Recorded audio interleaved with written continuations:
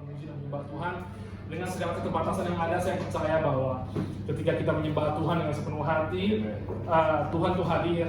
Who are we? Tuhan bisa pakai malaikat yang memuji menyembah Dia dengan suara yang luar biasa, tapi Tuhan still wanna hear from us. Okay, so it's a privilege to serve the Lord, to worship Him.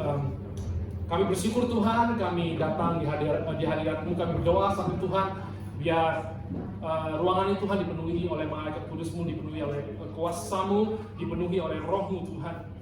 Thank you Lord.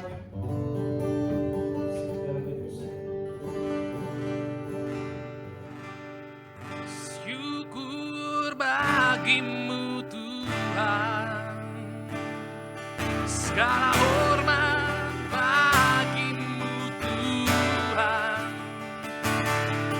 Allah yang mengasihiku,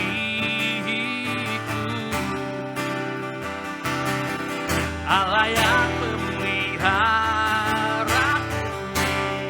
Syukur bagimu, syukur bagimu Tuhan, segala hormat bagimu Tuhan, Allah yang mengasihiku, Kau Allah yang memelihara. Syukur bagimu, oh syukur bagimu Tuhan, segala hormat bagimu Tuhan, sebab Kau yang layak, Allah yang Kau Bapa yang memeliharaku, aku selamanya. Yes, we worship you, Lord. Tetaplah dan lihatlah betapa baiknya Tuhan itu. Rasakan dan nikmati kasih setia Tuhan. Tetaplah dan lihatlah betapa baiknya Tuhan itu. Rasakan dan nikmati kasih setia Tuhan. Oh, kasih setia Tuhan. Oh, syukur bagimu Tuhan, segala hormat bagimu Tuhan, Allah yang mengasihiku, Kau Bapa yang memeliharaku selamanya. Oh, selamanya.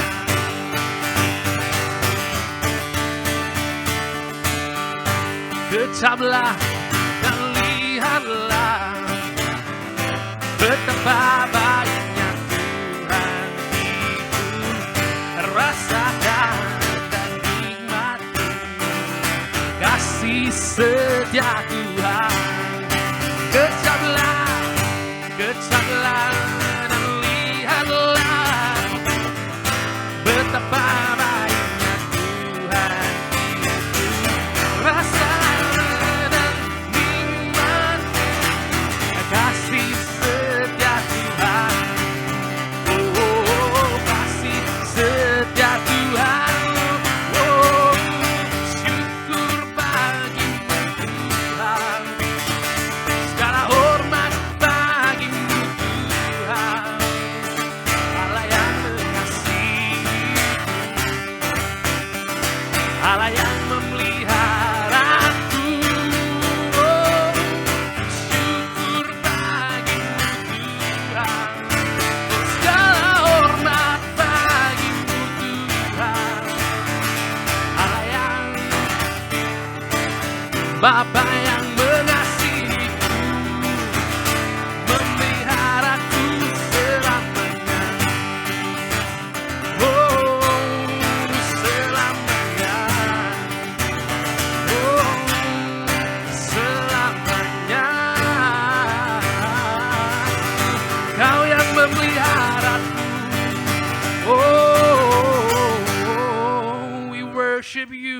worship you. Thank you Lord, thank you Lord. Engkau yang layak untuk kami puji, Engkau yang layak untuk kami tinggikan Tuhan. Thank you Lord, we worship you, we worship you. Ku bersyukur padamu Tuhan.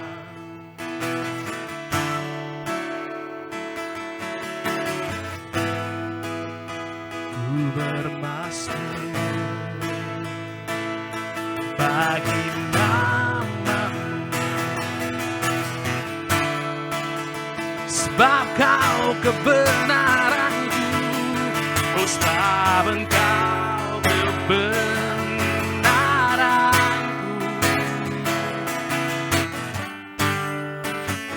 Ku percaya betapa mulianya Tuhan. Ku rindu menyatakan, tinggikan dirimu, mengatasi langit, kebesaranmu, mengatasi bumi. Tinggikanlah dirimu,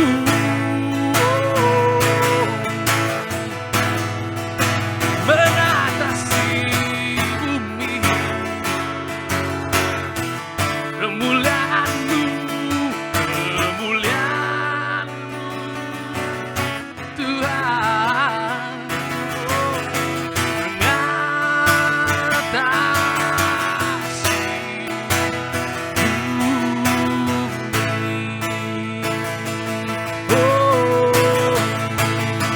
mengatasi bumi, mengatasi langit, kami tinggikan, kami agungkan.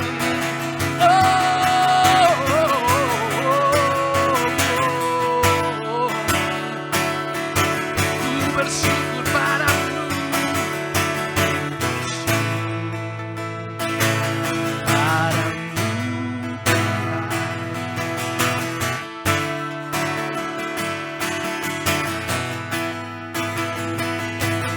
ku bermasmur bagi nama-Mu,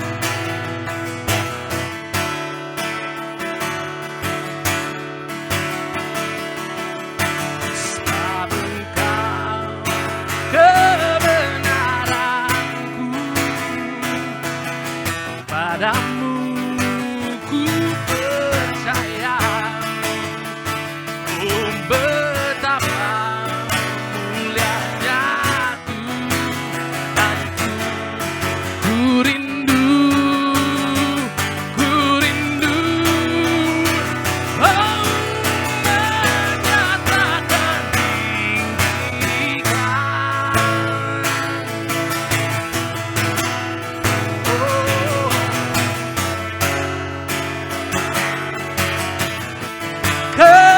kebesaran-Mu Tuhan.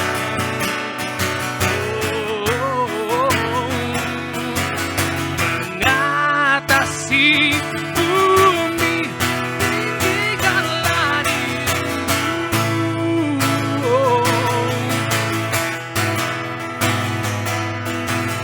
mengatasi langit, kemuliaan-Mu Tuhan, mengatasi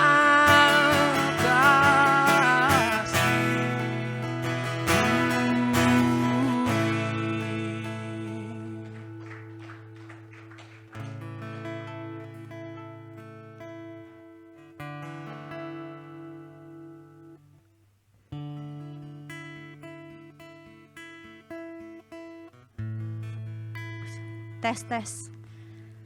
Saat ini masih di dalam hadirat Tuhan. Masih dalam memuji, sikap memuji dan menyembah kepada Tuhan Yesus. Allah pencipta kami. Saat ini Roh Kudus take over. Take over Tuhan. Inilah kami Tuhan, anak-anak-Mu ya Bapa. Tuhan, siapakah kami Tuhan sehingga Engkau memilih kami ya Bapa. Siapakah kami Tuhan sehingga Engkau melayakkan kami di hadapan-Mu Tuhan.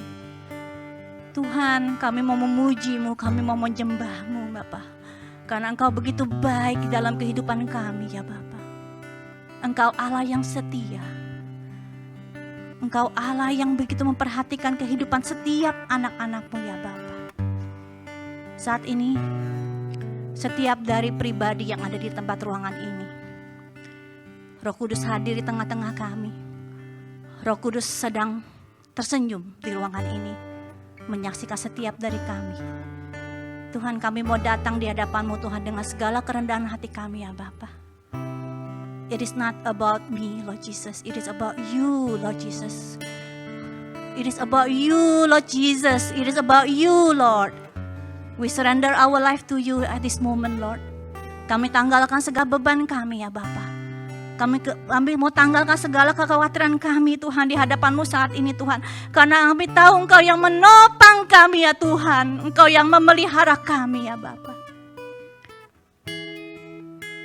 Setiap dari kami yang hadir di tempat ini,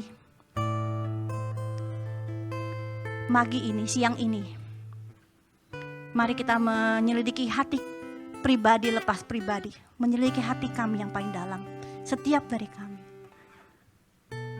Apakah setiap dari kita masih haus akan Roh Kudus? Apakah setiap dari kita masih merindukan kehadiran Roh Kudus di tempat ini? Terima kasih Tuhan, Roh Kudus Kau lawat setiap dari kami ya Bapa. Kita baru memasuki tahun 2022. Apakah kami masih merindukan Engkau? Apakah kami masih mencari wajah-Mu ya Tuhan? Banyak dari antara kami yang 2022 ini tidak ada kepastian apa yang akan terjadi. But Lord, in You there's always hope. In You there's always hope, Lord Jesus. Tuhan, kami mau Tuhan menyerahkan segala kehidupan kami ya Bapa. Kesehatan kami Tuhan, keluarga kami Tuhan, masa depan kami Tuhan, kepadamu saja ya Bapa. Siang hari ini, I want to encourage everyone. Mungkin ada di antara kalian yang saat ini berbeban berat, saat ini seperti tidak ada harapan. Marilah kita balik kepada Tuhan. Tuhan berkata, datanglah kepadaku yang letih lesu dan berbeban berat, maka aku akan memberikan kelegaan kepadamu. Firman Tuhan ini iya dan amin. Dan firman Tuhan itu hidup di dalam setiap dari kita. Tuhan tidak pernah ingkar janji. Tuhan tidak pernah ingkar janji. Mari kita datang siang hari ini dengan penuh kehormatan di hadapan Roh Kudus. Tuhan, aku berdoa untuk setiap yang datang Tuhan, berapapun kami yang ada di tempat ini ya Bapa. Kami mau menerima sesuatu yang besar hari ini. Kami mau menerima Tuhan janji-Mu. Kami mau menerima Tuhan amanat agung-Mu siang hari ini ya Bapa. Receive it Lord Jesus, receive it Lord. Pada saat Rianto Tuhan yang akan membawakan firman-Mu Tuhan, kami mau mendapatkan Tuhan harta terpendam yang telah Engkau sediakan setiap pribadi selepas pribadi Bapa. Dan kami akan pulang, kami akan mendapatkan harta itu dan menjadi modal kami untuk setia, untuk bersemangat, untuk selalu mempunyai pengharapan di dalam Engkau. Terima kasih ya Tuhan. Terima kasih ya Tuhan. You take over this room, you take over everyone Lord Jesus. Terima kasih ya Bapa. Hanya di dalam nama Tuhan Yesus Kristus semua yang percaya berkata amin. Haleluya, haleluya. Silakan duduk semuanya. Selamat datang semua di kebaktian Bindov Plus siang hari ini. Thank you for coming. We don't have so many people today, but we still praise the Lord. Untuk kalian yang hadir di tempat ini, harapan kami semua bisa diberkati. Oke, welcome yang baru pertama kali datang. Mungkin saya mau menerangkan terlebih dahulu sedikit apa sih Bindov ya. Ada yang bilang Bindov, ada yang bilang bind off, Yeah, some of my friends say, oh itu bind off ya, oke. So basically Bindov itu adalah singkatan kepanjangan dari bahasa Indonesia Fellowship. Kita ada kebaktian setiap hari Minggu jam 10.30 di Katong Shopping Center di gedung sebelah. Oke, tapi ada spesialnya. Selain kita punya hari Minggu, Tuhan sangat memberkati kita dengan jiwa-jiwa. Di hari Minggu ini kita banyak sekali jemaat baru, ya. Dan hampir setiap minggu kita banyak orang yang menerima Tuhan for the first time. So karena Tuhan begitu setia, Tuhan begitu baik ya. Makanya kita mengadakan hari Sabtu ini, makanya nama kita Bindov Plus. It's an additional dari kepanjangan tangan Tuhan. Tuhan setia, amin. Oke. So, ada beberapa pengumuman. Berikutnya saya mau mengumumkan tentang kebaktian physical service kita. Kita adakan setiap 1 bulan sekali. Untuk bulan berikutnya kita akan mengadakan tanggal 12 Maret jam 2 siang di tempat yang sama. Oke. Berikutnya selain physical service, kita juga ada online service setiap minggu keempat, hari Sabtu. Untuk bulan ini kita mengadakan tanggal 26 Februari jam 5 sore. Please do invite your friend. Kita akan mengadakannya through Zoom. Tapi don't worry, ya kita karena selesai cepat hari ini. Kalau kalian mau keterangan lebih jelas, do check our social media. Kita ada di Facebook dan juga ada di Instagram. Dan untuk kalian yang saya yakin, saya beriman, hari ini kalian akan diberkati dengan firman Tuhan. Dan kalau kalian rindu untuk mendengarkan firman Tuhan yang kita punya sebelum-sebelumnya, kalian bisa ngecek di YouTube Bindov Plus. Oke, berikutnya, we do have, kita ada cell group. Supaya ini ya karena kita banyak regulation, kita nggak bisa mingle ya, kita nggak bisa ngobrol. So we would like to invite all of you to join our cell group supaya kita lebih bisa mengenal satu sama lain, kita bisa lebih santai, kita bisa lebih chit-chat ya kalau pas kita lagi cell group. So join us. Untuk more info bisa kirim email ke bindovplus@gmail.com atau bisa WhatsApp kami di 88843324. Oke, berikutnya kami sangat rindu untuk bisa mendoakan setiap dari kalian yang punya kebutuhan doa.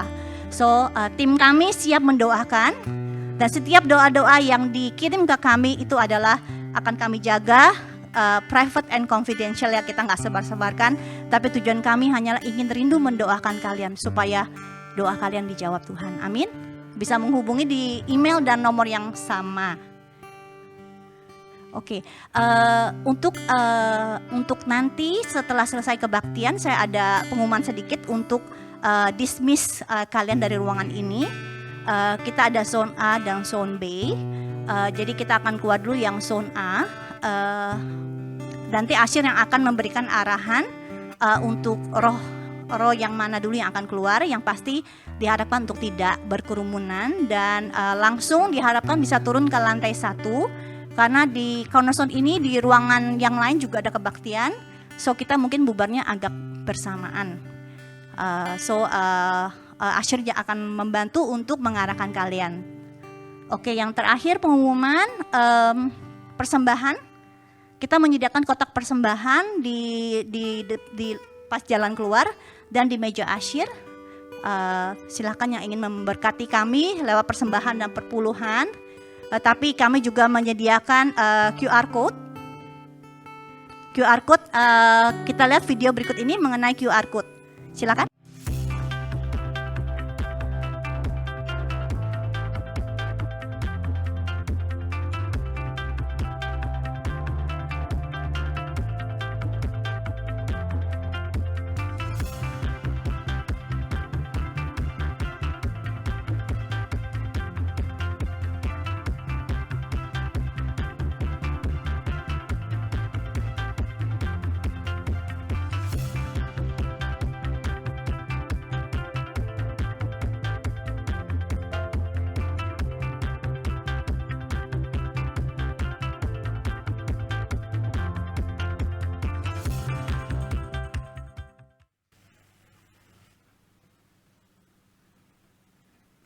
Oke, Kami mempersilakan Pak Rianto untuk menyampaikan firman Tuhan.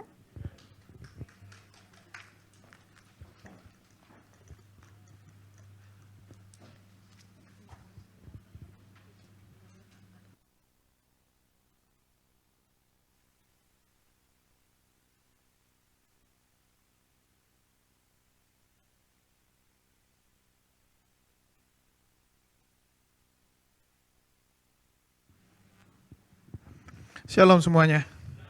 Selamat datang untuk yang pertama kali ikut. Selamat datang, my brother from far. Ya, selamat datang juga. Selamat datang kembali untuk yang kedua kali ikut. Ya, so far belum ada yang ketiga kali karena ini baru servis kedua. Ya, kalau nggak pertama ya yang kedua berarti. Oke. So hari ini semua siap menerima firman Tuhan ya. Oke, saya mengucap syukur buat yang datang. Oh, ada teman-teman dari Bindaf. Selamat datang. Saya mengucap syukur untuk yang datang. Kenapa? Karena ini jamnya ya jam 2 siang ya. Orang habis makan siang ya. Banyak yang terus ngantuk dan lain-lain gitu ya. Tapi saudara ada di tempat ini. Saudara mau mendengarkan firman Tuhan. Saudara mau memuji Tuhan. Luar biasa. Berarti saudara haus dan lapar akan Tuhan. Dan Tuhan akan memuaskan saudara. Amin. Hari ini tema kita yang saya mau bagikan hari ini adalah tentang rebuilding the wall, membangun kembali tembok perlindungan. Firman Tuhan ini kita ambil dari Nehemia, kitab Nehemia. Ya, kitab Nehemia itu di Perjanjian Lama. Kitab Nehemia ini menceritakan tentang zaman dulu. Tapi saya kalau dibaca kitab Nehemia ini, ya ternyata banyak hal-hal di kitab Nehemia ini yang sebetulnya very applicable untuk keadaan kita saat ini. Ya, dan banyak sekali hal-hal baik yang bisa kita pelajari, bisa kita lihat, bisa kita ikuti. Ya. Dan karena begitu banyaknya hal yang baik, nggak mungkin hari ini saya punya waktu sangat terbatas karena segala sesuatu mesti cepat gitu ya. Tadi Brother Francis, by the way, saudara diberkati nggak sama puji-pujian hari ini luar biasa ya. Ya. Dia bilang dia punya cuma 10 menit, bukan cuma dia yang punya 10 menit, semua yang ngomong juga punyanya waktunya terbatas sekali gitu ya. Karena memang kita mesti kebut-kebutan sedikit. Jadi karena waktu yang terbatas dan karena banyaknya hal yang baik, kita akan bagi. Kita nggak akan selesaikan semua hari ini. Ini bagian pertama dari topik rebuilding the wall. Ya. Nah saya mau ingin ceritakan sedikit latar belakang dari kitab Nehemia ini. Ya, sebelum masanya Nehemia, generasi sebelum-sebelumnya, ya mereka dulu di Israel, ini bangsa Yehuda ya, di kerajaan Yehuda. Kerajaan ini dikalahkan sama Raja Babel, ya, dikalahkan sama Raja Babel dan kemudian banyak orang-orang Yehuda ini yang ditawan dan kemudian dibuang istilahnya ya ke tempat pembuangan di Babel untuk menjadi budak di Babel. Ya. Nehemia sendiri itu adalah seorang keturunan Yehuda. Ya, yang lahir di tanah pembuangan. Dia lahir di tanah pembuangan. Ya, dia udah generasi berikutnya lahir di tanah pembuangan. Satu hari Nehemia ini melihat salah seorang saudaranya yang baru kembali dari Yerusalem dengan beberapa orang Yehuda lainnya. Dia menanyakan bagaimana keadaannya kota Yerusalem. Ya, dia kepingin tahu bagaimana keadaannya. Kemudian kalau kita baca kitab Nehemia 1, pasal 1 ayat 1 sampai 3. Saya bacakan aja biar cepat ya. Riwayat Nehemia bin Hakalia pada bulan Kislev tahun ke-20 ketika aku ada di Puri Susan, datanglah Hanani salah seorang dari saudara-saudaraku dengan beberapa orang dari Yehuda. Aku menanyakan mereka tentang orang-orang Yahudi yang terluput, yang terhindar dari penawanan dan tentang Yerusalem.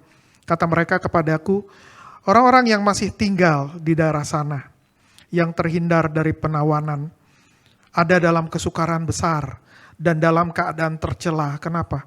Tembok Yerusalem telah terbongkar dan pintu-pintu gerbangnya telah terbakar. Kota Yerusalem dibilang temboknya telah terbongkar, pintu-pintu gerbangnya telah terbakar. Kota ini ada dalam keadaan yang tanpa perlindungan. Ya bisa bayangin kota dia punya temboknya udah runtuh, pintu-pintunya sudah terbakar semua, nggak ada perlindungan. Dan bangsa Israel, bangsa Yehuda tuh banyak musuhnya di sekitarnya. Dan musuh-musuhnya bangsa Israel, mereka sangat senang dengan keadaan seperti ini karena mereka bisa menyerang kapan saja mereka mau. Mereka membenci bangsa Israel, mereka membenci bangsa Yehuda.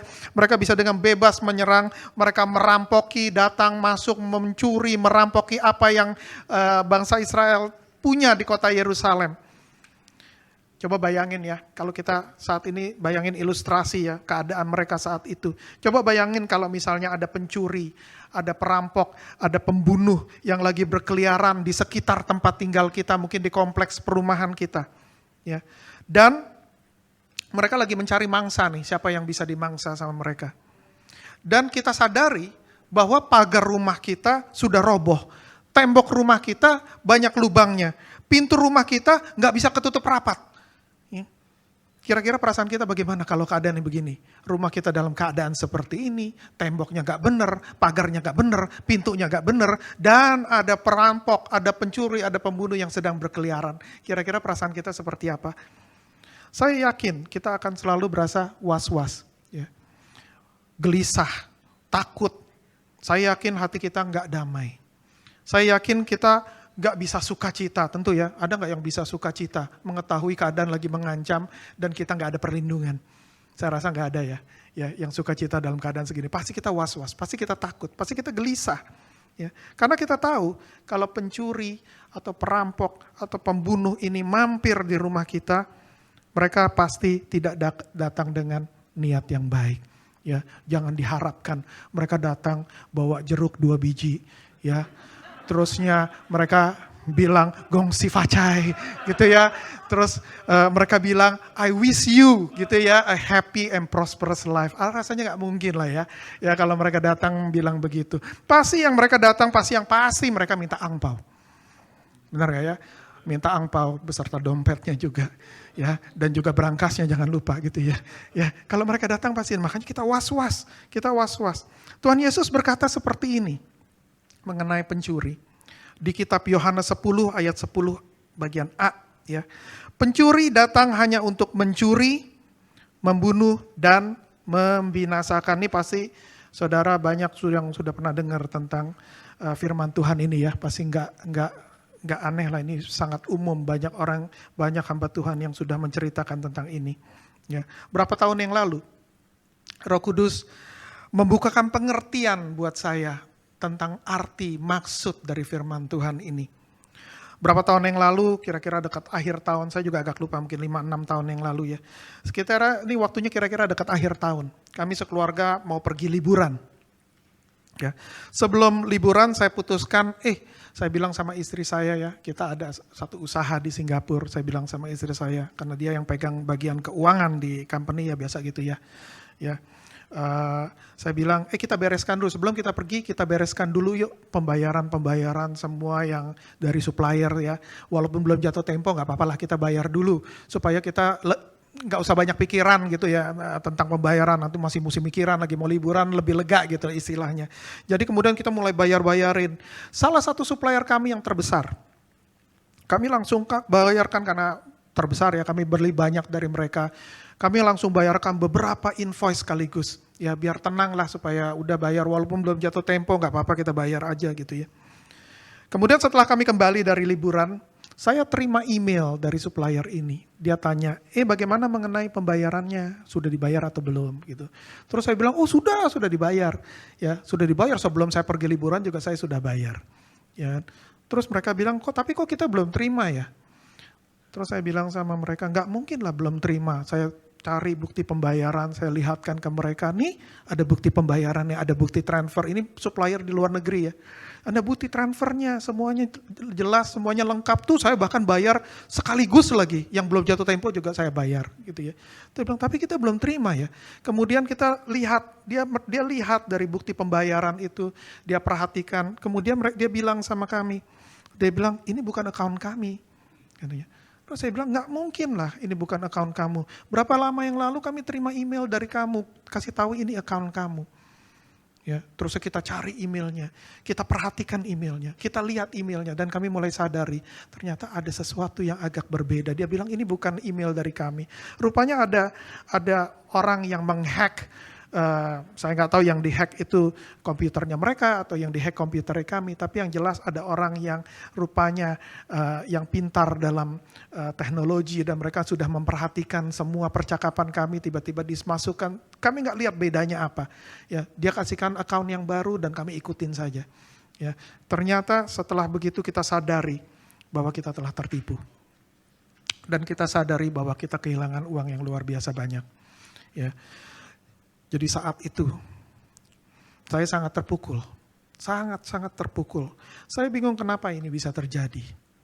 Saya bingung kenapa kok bisa nggak sadar ya. Nggak satu pun, nggak saya, nggak istri saya, nggak pegawai kami yang pegang keuangan yang mentransfer. Kok nggak ada yang sadar kalau ini ada penipuan. Ya. Kemudian makin dipikir, makin nggak ketemu jawabannya. Mulai timbul pikiran-pikiran baru. Kenapa ya Tuhan tidak melindungi usaha saya? Kenapa kok Tuhan membiarkan hal seperti ini terjadi? Padahal ingat-ingat kayaknya kita sudah melayani, ingat-ingat kayaknya kita sudah membuka rumah, sudah semacam-macam kita lakukan. Kenapa ya Tuhan kok ini bisa terjadi, dibiarkan terjadi? Saat itu saya dalam kesedihan dan mungkin ada di sini yang juga punya pengalaman, mungkin bukan soal kehilangan duit, tapi mungkin punya sesuatu yang mengecewakan dan mulai sering bertanya sama Tuhan. Saya saat itu sangat sedih. Dan saya saat itu mulai sering bertanya sama Tuhan, kenapa Tuhan? Why God? Why God? Ya, why this happen Tuhan? Ya, banyak bertanya, banyak merenung, atmosfer di rumah berubah drastis. Istri saya setiap hari kerjaannya nangis. Ya, karena dia mungkin berasa bersalah, dia juga berasa kenapa kok bisa kebobolan. Ya, padahal istri saya orang yang sangat teliti sekali. Dia merasa bersalah tentang keadaan ini. Dia setiap hari nangis. Saya juga kepingin nangis, tapi kan gak lucu ya di rumah ada 2 orang nangis ya. Ya, kalau dua-duanya nangis yang menghibur siapa ya, bener kan? Ya kan mestinya kalau satu nangis, satu menghibur gitu. Karena giliran saya nangis, dia menghibur gitu dong mestinya ya. Ya tapi dia nangis terus, saya gak punya kesempatan nangis. Ya kan? Ya terpaksa saya menghibur terus. Tapi sebenarnya di dalam hati itu rasanya nggak senang, rasanya kecewa, rasanya sedih. Atmosfer di rumah berubah, penuh kesedihan.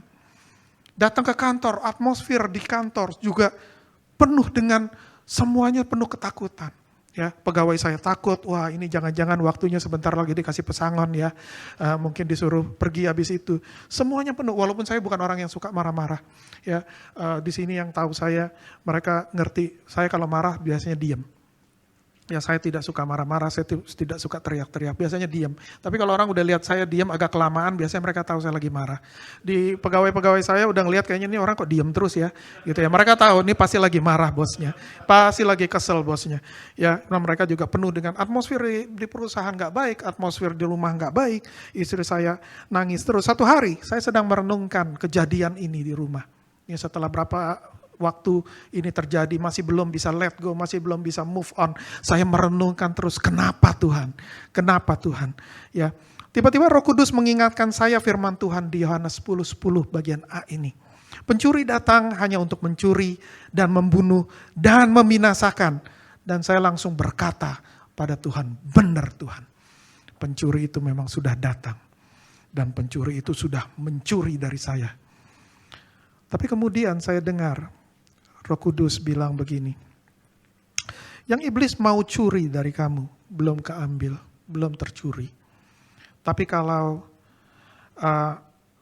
apa dia bilang, belum tercuri, belum terambil. Dan saya langsung bilang sama Roh Kudus, bagaimana mungkin belum tercuri? Yang keambil udah begitu banyak. Apa mesti lebih banyak lagi yang tercuri baru kita bilang itu tercuri? Ya. Roh Kudus langsung bilang begini sama saya, dia bilang, yang iblis mau curi belum keambil. Tapi kalau kamu terus dalam keadaan sedih, kalau kamu terus mempertanyakan Tuhan, kalau kamu terus meragukan Tuhan, kamu akan mulai gak percaya sama Tuhan.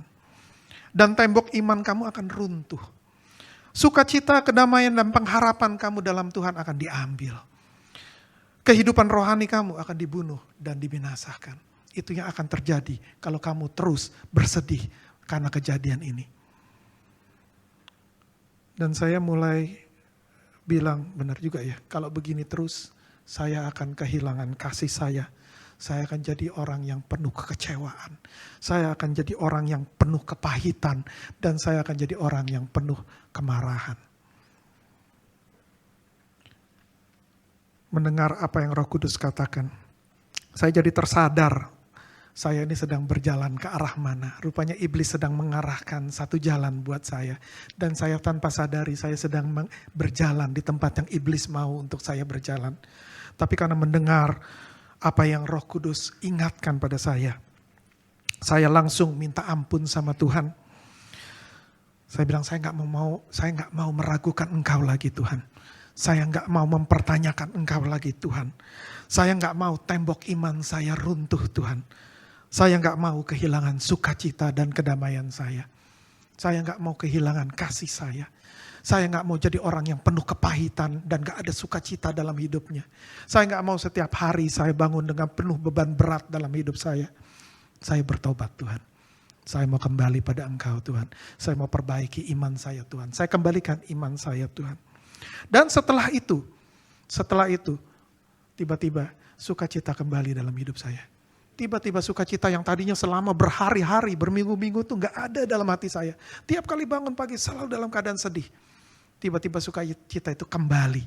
Langsung buru-buru begitu berasa sukacita. Ya, moodnya berubah, atmosfernya berubah. Langsung saya cari istri saya.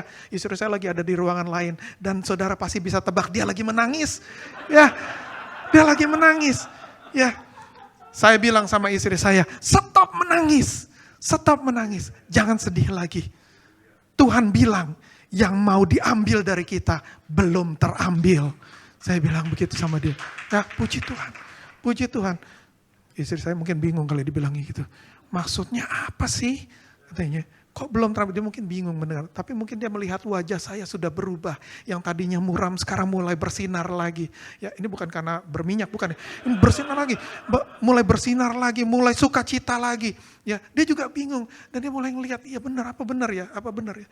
Tapi saya yakin saat itu, Tuhan berbicara secara pribadi. Dan saya yakin Roh Kudus mengingat, saya yakin Roh Kudus menjagai kita semua. Benar, ya. Roh Kudus gak akan meninggalkan kita. Pasti ada caranya Roh Kudus yang berbicara sama kita dengan cara yang kita bisa mengerti. Tinggal kita mau ngikutin atau enggak. Tinggal kita mau percaya atau enggak. Tapi Roh Kudus akan selalu berbicara sama kita. Amin. Mungkin di sini ada, ya, mendengar cerita yang saya cerita. Mungkin ada yang sedang dalam keadaan seperti itu. Mungkin bukan karena kehilangan duit, tapi mungkin karena ada kekecewaan di hati. Mungkin ada di keadaan sulit yang membuat saudara sulit. Menjadikan saudara gak bisa bersuka cita. Membuat saudara hidupnya gak damai. Setiap hari kayaknya ada beban. Mungkin waktu saya bilang, pada waktu itu saya setiap hari bangun dalam keadaan sedih, berbeban berat. Mungkin saudara ngerti yang saya maksud apa. Karena mungkin saudara juga merasakan hal yang sama. Mungkin saudara juga merasakan setiap hari ada beban berat. Ada beban berat. Gak tahu kenapa tapi ada beban berat. Gak ada kedamaian dalam hidup saudara. Kalau itu saudara, kira-kira apa yang harus dilakukan supaya bisa kembali bersuka cita? Supaya bisa kembali memiliki damai dalam hati. Supaya bisa kembali pada Tuhan. Bagaimana supaya iman kita bisa bangkit kembali? Apa yang harus kita lakukan? Yang pertama, kalau kita lihat di kitab Nehemia. Yang pertama, rendahkan diri kita di hadapan Tuhan. Dan minta pengampunan akan kesalahan yang telah kita lakukan. Kita baca di Nehemia 1 ayat 4-7. Ketika ku dengar berita ini, duduklah aku menangis dan berkabung selama beberapa hari. Ini Nehemia ya, waktu dia mendengar berita tadi tentang tembok Yerusalem. Dia duduk menangis dan berkabung selama beberapa hari. Ada kesedihan yang luar biasa di hatinya. Ya, saya lagi pikir-pikir kenapa Nehemia begitu bersedih ya. Padahal mungkin dia gak pernah ke Yerusalem. Tapi saya percaya untuk orang-orang yang mau mendekat sama Tuhan. Sometime you can feel God's heart. Ya, sometime you will touch God's heart. Ya, berapa lama ini kita ada prayer chain. Dan kita melihat banyak permohonan doa dari orang-orang yang mungkin kita gak kenal. Karena dari teman-teman, dari orang-orang yang ikut. Mereka masukkan saja tolong doakan ini, tolong doakan itu. Kita lihat ada yang sakit, ada yang ini. Dan you know what, banyak kesaksian saya dengar. Mereka yang mendoakan, mereka menangis padahal mereka gak kenal orangnya. Mereka menangis. Mereka menangis waktu mereka berdoa tentang orang ini. You know why? Because when you pray, you touch God's heart. That is what in God's heart. Melihat orang yang punya kanker. Melihat anak-anak yang lagi kesulitan. Melihat anak-anak yang berdoa, Tuhan sedih. And when you pray, you touch God. You can feel God's heart. That's why you cry. That's why you cry. Nehemia mengalami hal yang sama. Mendengar tembok Yerusalem. Dia mulai touch God's heart dan dia mulai merasakan kesedihannya juga Tuhan melihat bangsa pilihannya dalam keadaan yang tercela. Nehemia bilang, aku berpuasa dan berdoa ke hadirat Allah semesta langit. Kataku, ya Tuhan, Allah semesta langit, Allah yang maha besar dan dahsyat, yang berpegang pada perjanjian dan kasih setianya terhadap orang yang kasih kepadanya dan tetap mengikuti perintah-perintahnya.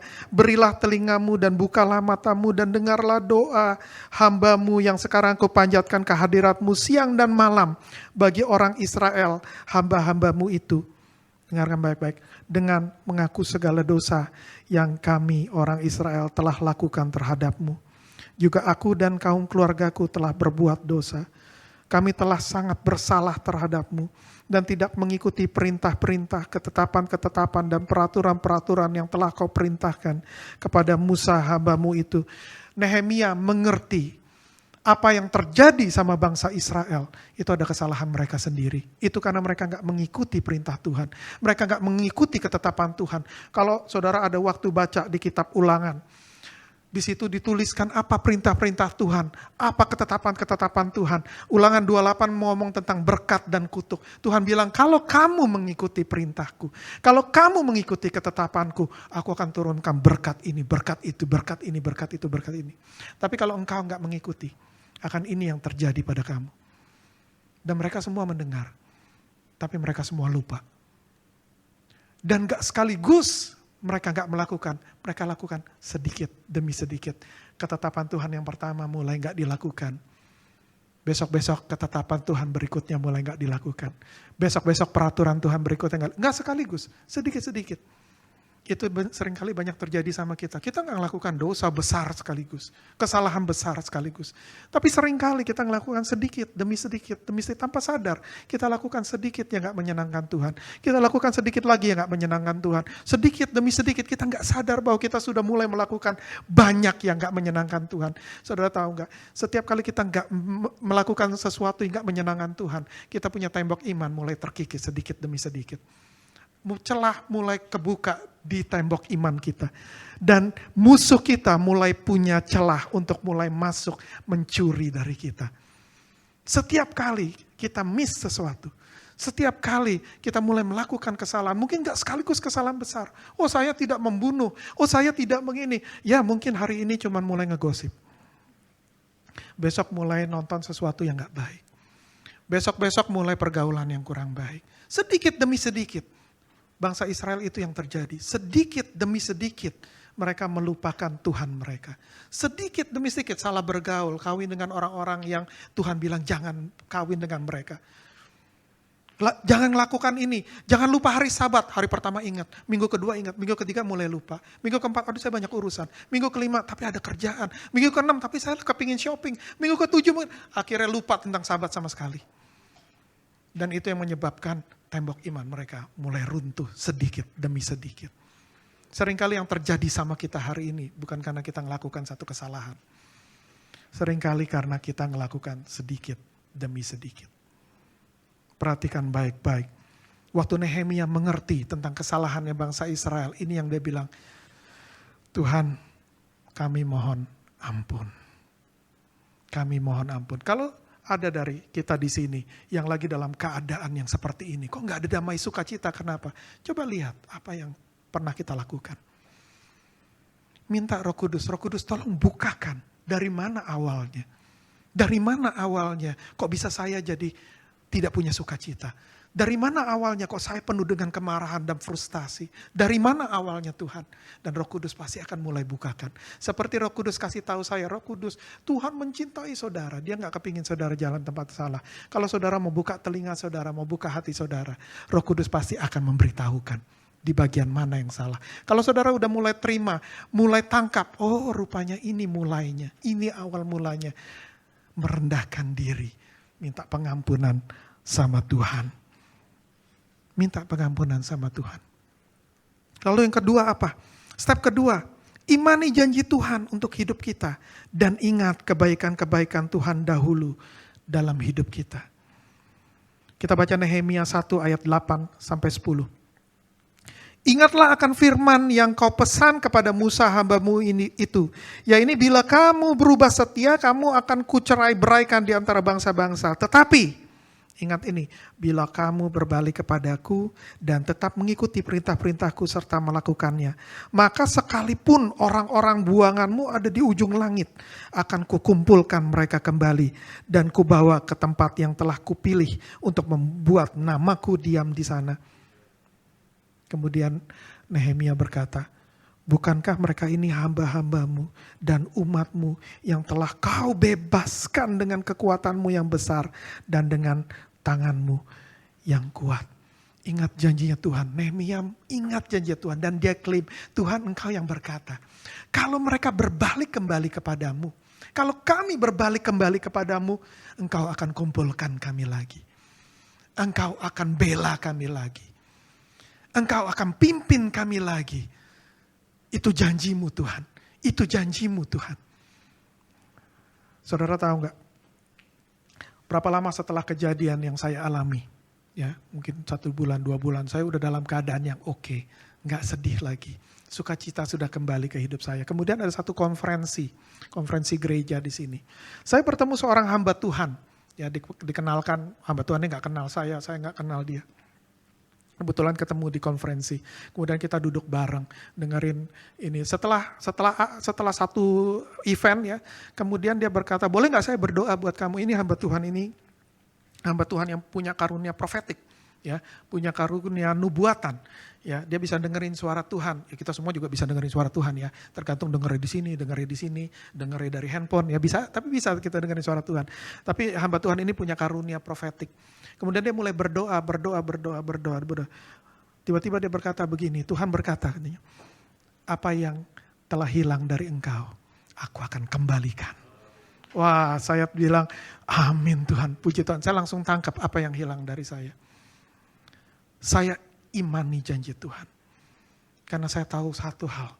Kalau Tuhan yang berjanji, Tuhan yang akan tepatin. Dan puji Tuhan, Tuhan tepati. Amin. Amin. Beri kemuliaan bagi Tuhan. Saya percaya janji Tuhan. Di Alkitab banyak sekali janji Tuhan. Oke, enggak semua janji Tuhan di Alkitab itu applicable buat kita semua. Enggak semua. Ya, enggak semua, ada janji-janji tertentu untuk orang-orang tertentu. Tapi ada janji Tuhan yang itu untuk kita. Waktu kita baca Alkitab, pernah enggak lagi baca Alkitab, tiba-tiba kita membaca sesuatu yang mungkin kita sudah baca berkali-kali, tapi tiba-tiba hari ini kok saya baca firman Tuhan ini. Sepertinya firman Tuhan ini berkata sesuatu yang pribadi kepada saya. Karena itu janji Tuhan buat saudara. Kalau saudara percayai akan Tuhan akan anggap sebagai kebenaran dan you will get it. You will get it. You will get it. Orang lagi sakit, tiba-tiba dia membaca janji Tuhan tentang kesembuhan. Dan sesuatu sepertinya terjadi. Karena kenapa? Sepertinya ada sesuatu di hati karena Roh Kudus lagi ngomong di hati. That is for you. That is for you. If you believe it, you will get it. That is for you. Itu janji Tuhan secara spesifik buat kita. Kalau saudara dengar, dan pasti di sini pasti sudah sering mendengar janji Tuhan. Kalau saudara dengar, percayai. Believe it. Tuhan berjanji, Tuhan akan tepati. Satu-satunya tidak akan terjadi kalau saudara nggak percaya. Kalau saudara nggak percaya, apa yang mesti terjadi? Tapi kalau saudara dijanjikan sama Tuhan, dan saudara bilang, aku terima Tuhan. Maka itu akan terjadi. Tuhan yang berjanji, Tuhan akan menepati, kita akan menikmati. Amin. Kemudian juga Nehemia ingat-ingat tentang kejadian hal-hal yang baik. Ya, dulu Tuhan Kau yang bebaskan kami dengan kekuatan tangan-Mu Tuhan. Ya, saya mau bilang sama saudara, kalau saudara lagi dalam keadaan yang kurang enak, jangan mikirin terus hal-hal yang membuat saudara nggak enak. Ya, masalahnya, coba bayangin kalau saya mikirin terus tentang uang yang hilang. Sampai hari ini nggak mungkin saya berdiri di sini. Hari ini yang keluar dari mulut saya pasti kata-kata yang nggak enak. Karena hatinya nggak enak, penuh kepahitan. Ya. Jangan mikirin hal-hal yang gak enak terus, itu membuat saudara jadi pahit. Membuat saudara jadi kecewa sama Tuhan. Itu yang kecewaan sama Tuhan, itu yang membuat tembok iman saudara runtuh. Balik, percaya sama Tuhan. Pikirkan hal-hal kebaikan yang Tuhan sudah pernah lakukan. Oh iya dulu Tuhan waktu aku sakit, ke dokter gak bisa apa-apa. Waktu aku berdoa, ternyata aku disembuhkan. Pikirin hal-hal yang baik. Hal-hal yang baik akan membangun iman saudara. Amin. Amin, saya ngebut sedikit ini. Waktu cepat sekali ya. Oke, yang ketiga, terakhir. Akan ada banyak kebaikan dan kemurahan Tuhan. God's favor.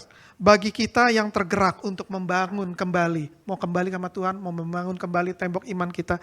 Akan ada banyak kebaikan dan kemurahan Tuhan bagi kita. Mari kita lihat apa kemurahan Tuhan yang diberikan sama Nehemia. Mudah-mudahan saya berdoa setelah saudara dengar ini, saudara akan mulai terbangun. Karena ada banyak kebaikan, kemurahan Tuhan yang akan Tuhan berikan bagi mereka yang mau kembali sama Tuhan. Bagi mereka yang mau percaya sama Tuhan. Bagi mereka yang mau bilang, Tuhan aku mau kembali sukacita. Tuhan aku mau imanku dibangkitkan kembali. Tuhan akan berikan kebaikan dan kemurahan pada dia. Nehemia 2 ayat 1-6. Pada bulan Nisan tahun ke-20 pemerintahan Raja Artasasta, ketika menjadi tugasku untuk menyediakan anggur, aku mengangkat anggur dan menyampaikannya kepada raja karena Nehemia tadi saya belum bilang, Nehemia ini kerjaannya cupbearer. Cupbearer itu yang menyediakan anggur, yang memberikan anggur kepada raja. Ya, dia budak tapi ini pekerjaan dia, ini pekerjaan yang penting karena ini perlu orang yang dipercaya. Karena kadang-kadang dia yang harus mencicipi dulu karena banyak yang mau meracuni raja ya. Harus melewati dia dulu dan dia harus orang yang dipercaya sama raja. Ya, ini posisi yang dekat sama raja. Ya, dipercaya sama raja.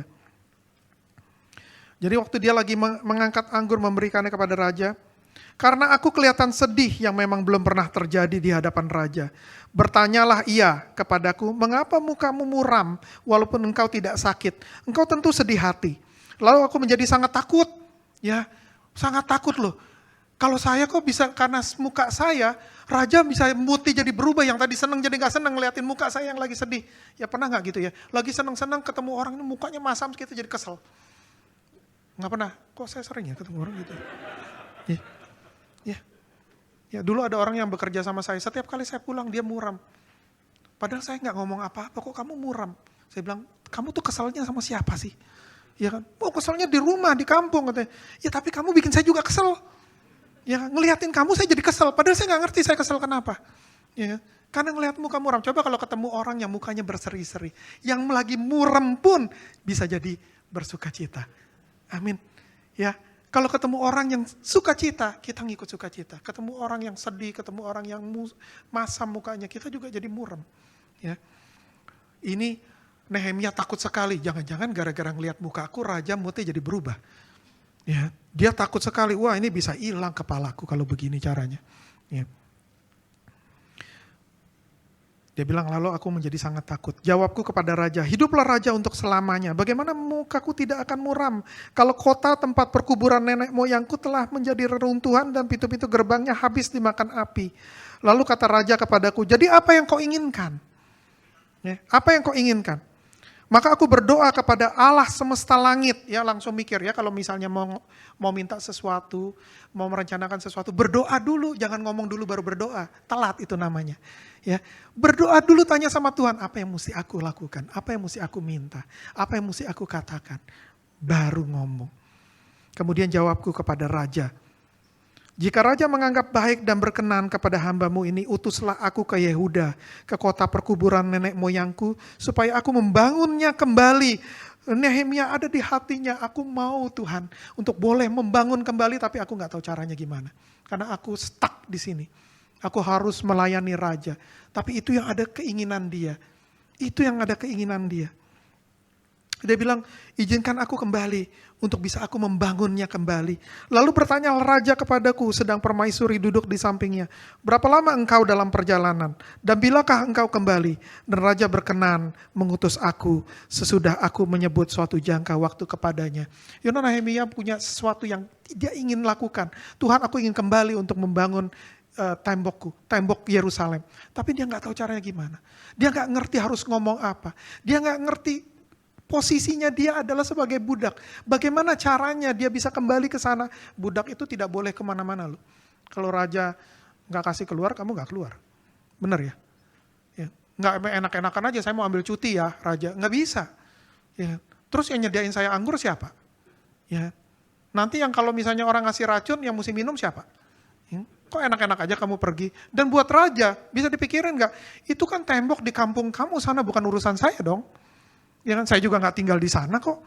Yang temboknya runtuh kan bukan kota saya. Ya, dan bangsa Israel bukan bangsa saya. Urusannya apa untuk saya ngasih kamu pergi? Tapi firman Tuhan bilang, raja ini dilembutkan hatinya. Dan raja ini memberikan izin untuk Nehemia untuk pulang ke tempatnya. God favor. Bukan hanya raja memberikan izin buat Nehemia untuk pergi, tapi juga memperlengkapi dia dengan segala hal yang dibutuhkan untuk pembangunan. Nehemia 2 ayat 7-8 berkata gini, berkatalah aku kepada raja, jika raja menganggap baik, berikanlah aku surat-surat bagi bupati-bupati di daerah seberang sungai Efrat, supaya mereka memperbolehkan aku, lalu sampai aku tiba di Yehuda. Pula sepucuk surat bagi Asaf, pengawas taman raja, supaya dia memberikan aku kayu untuk memasang balok-balok pada pintu-pintu gerbang di benteng bait suci, untuk tembok kota, dan untuk rumah yang akan kudiami. Perhatikan baik-baik, firman Tuhan bilang gini, dan raja mengabulkan permintaanku itu karena tangan Allahku yang murah melindungi aku. Kalau saudara sudah digerakkan sama Tuhan, saudara mau kembali sama Tuhan, saudara mau bangun iman, mau ambil komitmen, Tuhan aku mau kembali pada Engkau. Tuhan aku gak mau lagi ditipu sama si iblis. Tuhan aku mau setia sama Engkau. Perhatikan baik-baik. Expect God's favor will come upon you. Expect kebaikan Tuhan, kemurahan Tuhan akan mulai terjadi pada hidupmu. Jangan ragukan Tuhan. Tuhan itu maha pemurah. Tuhan menyayangi kita. Tuhan mau memastikan apa yang sudah digerakkan sama Tuhan dalam hati kita akan tercapai. Dan dia akan berikan segala yang kita butuhkan. Ya, Nehemia bilang, raja bukan cuma aku meminta izin pulang. Aku minta ongkosnya sekalian. Sekalian ongkos untuk bangun rumah di sana. Sekalian ongkos untuk bangun tembok di sana. Sekalian ongkos Tuhan yang macam-macam lah. Yang baik. Ya, dan raja bilang, aku berikan. Kenapa? Nehemia bilang, karena Tuhan memberikan kemurahan padaku. Di balik raja, ada Tuhan yang menggerakkannya. Jangan bingung kalau saudara sedang berjalan, tiba-tiba saudara bertemu dengan orang yang berbuat baik sama saudara. Karena Tuhan will favor you. God will give you favor. Amin. Amin. Boleh saya minta Bro Francis?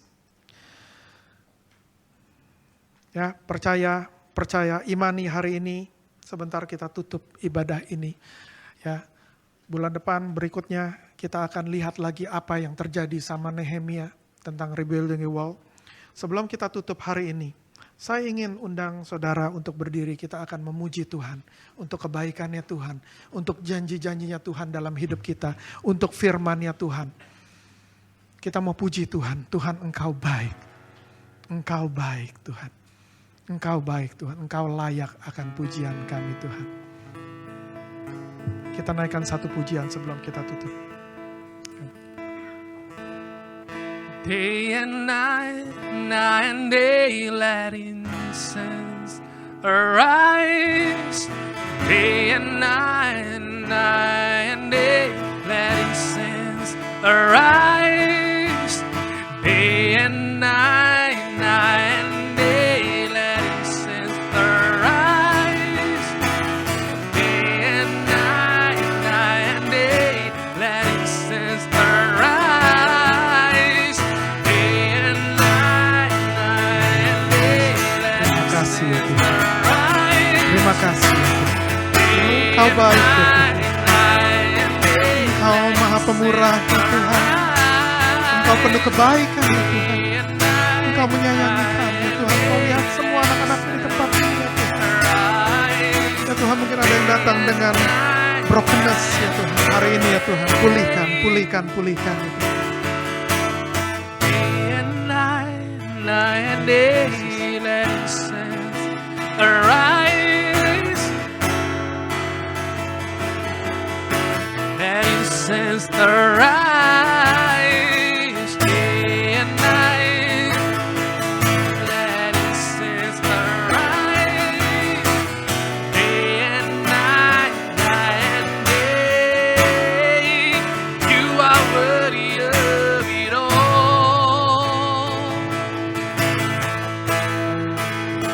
are worthy of it all. For from you are all things, to you are all things. You deserve the glory. You are worthy, you are worthy, you are worthy of it all. You are worthy of it all. For from you are all things, to you are all things. You deserve the glory.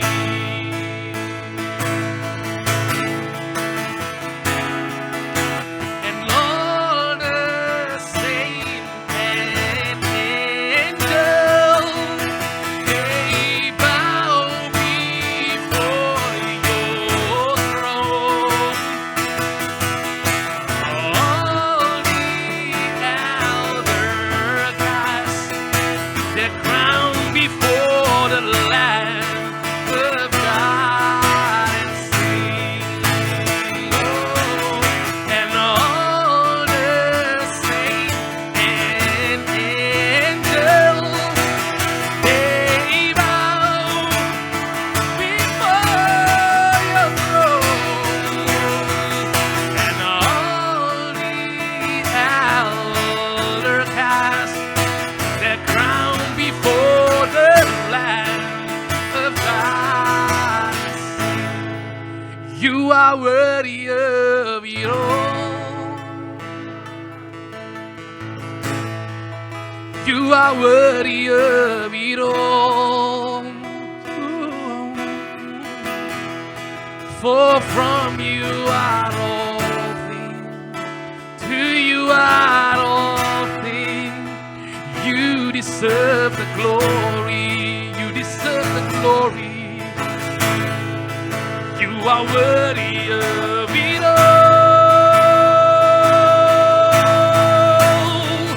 You are worthy of it all. For from you are all things, to you are all things. You deserve the glory.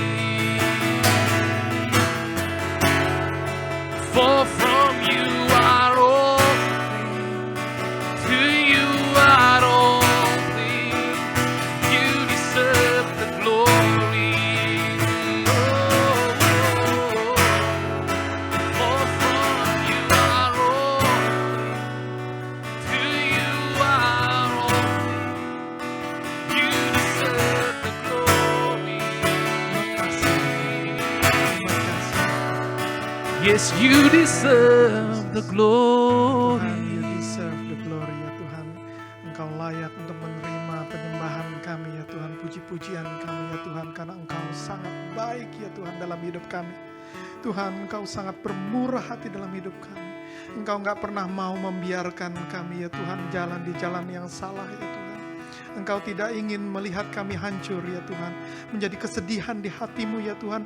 Untuk melihat anak-anakmu ya Tuhan yang kehilangan damai mereka. Kehilangan sukacita mereka. Kehilangan pengharapan mereka. Tuhan, terima kasih ya Tuhan untuk firman-Mu hari ini ya Tuhan. Terima kasih untuk petunjuk-Mu ya Tuhan. Tuhan, firman-Mu sudah dibagikan Tuhan. Roh Kudus, aku mohon untuk Kau berkata secara pribadi setiap orang di tempat ini ya Tuhan. Pimpin hidup mereka ya Tuhan. Pimpin hidup mereka ya Tuhan. Untuk mereka mulai membangun tembok iman mereka ya Tuhan. Jadi tembok yang kuat yang gak bisa ditembus oleh apapun ya Tuhan. Sukacita mereka penuh ya Tuhan Yesus. Berkat-berkat yang telah Kau sediakan dalam hidup mereka gak ada satupun yang bisa mencuri ya Tuhan. Mereka bisa mendapatkan apa yang Kau ingin berikan buat mereka ya Tuhan. Terima kasih ya Tuhan. Terima kasih untuk kebaikan-Mu, terima kasih untuk kemurahan-Mu, terima kasih untuk berkat-berkat-Mu ya Tuhan. Thank you Jesus. Jemaat Pindo Plus, angkat kedua tangan saudara, terima berkat dari Tuhan. Kasih dari Allah Bapa, karunia dari Tuhan kita Yesus Kristus, persekutuan dan penghiburan dari Allah Roh Kudus, menyertai saudara dari sekarang sampai selama-lamanya. Semua yang percaya katakan amin. Amin. Beri kemuliaan bagi Tuhan. Amin. Sekali lagi terima kasih semua untuk yang datang. Ibadah sudah selesai.